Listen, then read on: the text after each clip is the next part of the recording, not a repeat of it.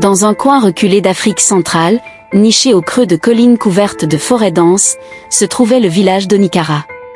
Ce village, aussi paisible qu'il semblait être, était le berceau de l'un des plus grands mystères que les terres africaines avaient jamais connus. Onikara abritait une ancienne tradition mystérieuse, le rituel des masques, une cérémonie secrète qui n'était pratiquée qu'une fois tous les 100 ans. Les anciens disaient que ces masques possédaient des pouvoirs surnaturels capables de changer le destin du monde. Cependant, ce qui rendait cette cérémonie encore plus énigmatique était le fait qu'aucun membre du village n'avait jamais vu la cérémonie ni même les fameux masques. Seuls les initiés, choisis par les esprits eux-mêmes, étaient autorisés à assister au rituel, et ce qu'ils y voyaient n'était jamais révélé au reste du monde. Tout cela créait un aura de mystère autour du village, et les étrangers étaient souvent captivés par les légendes entourant Onikara. Malu, un jeune homme du village, avait grandi en entendant les histoires racontées par sa grand-mère sur les masques et leurs pouvoirs. Depuis son enfance, il avait été fasciné par ces récits, mais ce n'est qu'à l'âge adulte qu'il ressentit un désir profond d'en savoir plus. Contrairement aux autres, il n'acceptait pas simplement les récits et les avertissements des anciens. Quelque chose en lui réclamait la vérité, une vérité qui était dissimulée dans les profondeurs du secret. À la veille du prochain rituel des masques, Malu ressentit une étrange tension dans l'air. Les oiseaux ne chantaient plus, et même le vent qui soufflait normalement à travers les arbres avait un air pesant.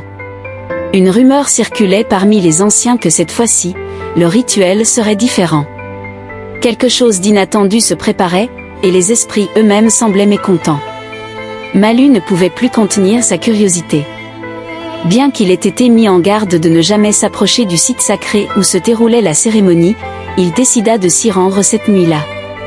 Il se disait que, s'il arrivait à voir ce qui se passait réellement, il pourrait percer le mystère qui avait enveloppé son village depuis des générations. Les anciens du village, qui avaient senti l'agitation dans l'air, s'étaient réunis en secret. Ils savaient que le moment était critique et que quelque chose d'inédit allait se produire durant le rituel cette année-là. Ils ne pouvaient toutefois pas prévoir les conséquences exactes. « Les esprits nous ont mis en garde », murmura Gongo, le plus âgé d'entre eux. « Quelque chose d'obscur approche. Si les masques sont révélés aux yeux du monde extérieur, les conséquences seront terribles. » Les anciens décidèrent de renforcer la sécurité autour du site sacré, envoyant des gardiens pour empêcher quiconque de s'approcher.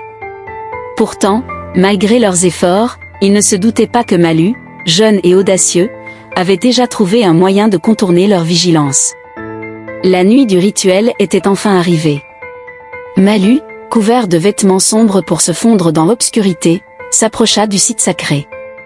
Le son des tambours résonnait dans la forêt, créant une atmosphère lourde de mystère.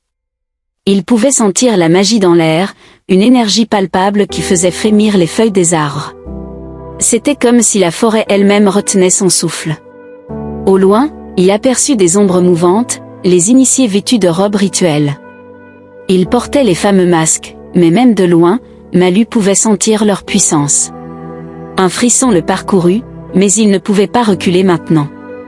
Il rampa jusqu'à une position d'observation idéale, se cachant derrière un rocher, à quelques mètres seulement du cercle des initiés.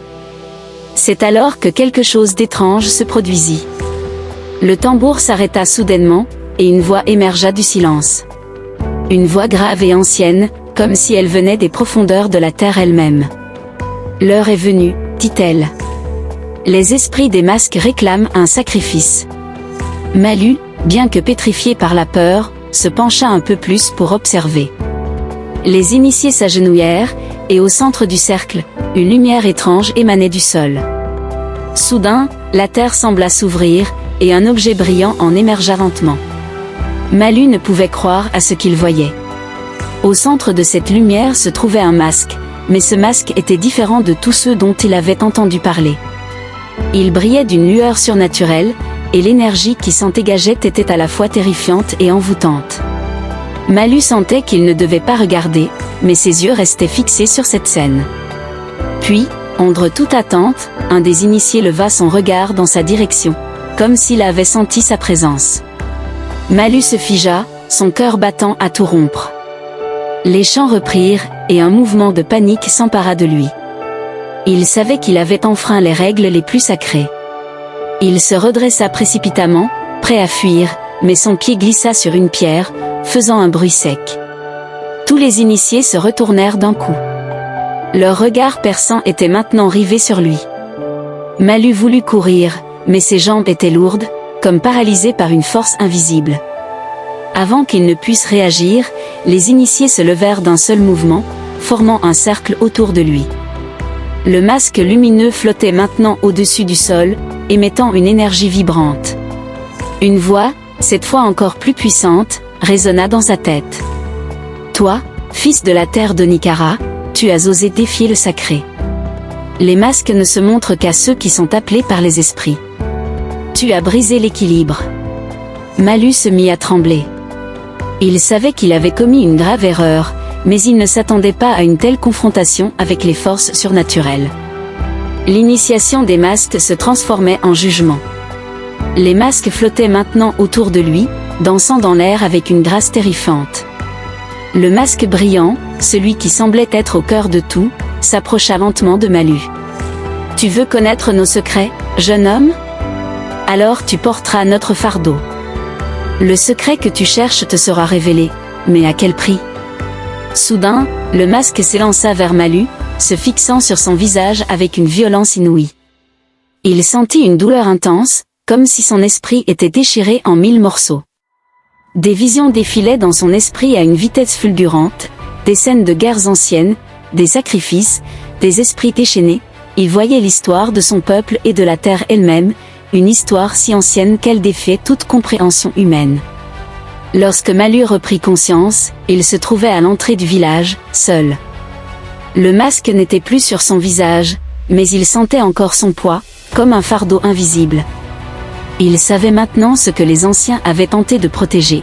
Les masques n'étaient pas de simples objets rituels. Ils étaient des entités vivantes, des esprits puissants qui veillaient sur l'équilibre entre le monde des hommes et celui des esprits. Il comprit alors que le pouvoir des masques n'était pas destiné à être compris par les simples mortels. Ceux qui osaient défier leur autorité étaient condamnés à porter leur fardeau à jamais. De retour au village, les anciens le regardèrent avec gravité. Ils savaient ce qui s'était passé.